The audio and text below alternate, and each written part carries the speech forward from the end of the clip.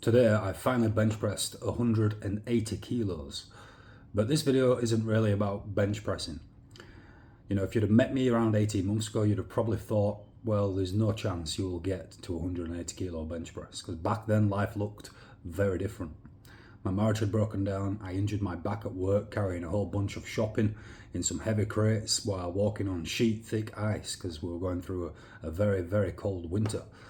And it was a snowstorm, sheet thick ice on the floor, my foot slipped about 6 inches, and that's all it took to cause a bulging disc in my lower spine, causing sciatica and chronic pain for months and months.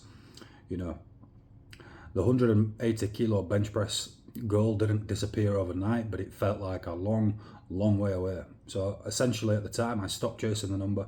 Instead I just focused on recovery and one session at a time. 180 kilo bench press was a goal I set in 2020. It's now 2026.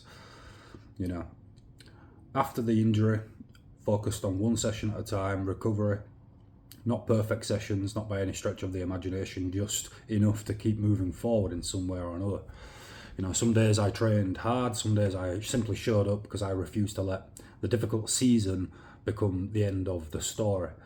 And this is often what people miss, you know. Big goals aren't usually built on your best days. Big goals are built on the ordinary days, you know, on the tired Tuesdays where you're unmotivated and you've been at work all day, but you still show up anyway. Slowly, the strength came back to me. You know, then it surpassed where I had been before.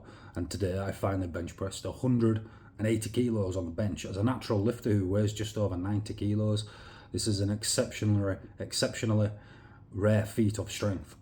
You know, am I proud of it? Absolutely proud of it, yeah. But I'm far more proud that I actually didn't stop when stopping would have been completely understandable. You know, especially after the musculoskeletal team who I saw in 2025 said that lifting heavy weights is likely not something that I would be doing again.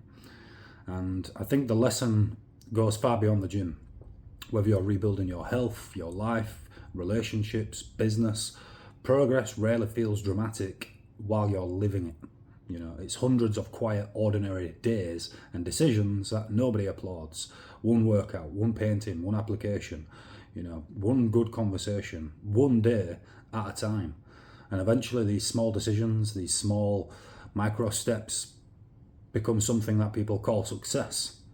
They'll see the one lift, you know, one achievement, one result, but they'll never see the hundreds of ordinary days and decisions that made this inevitable, that made the success inevitable. And those days where it's tough, those are the real achievement. Today was just the receipt of years and years and years of hard work.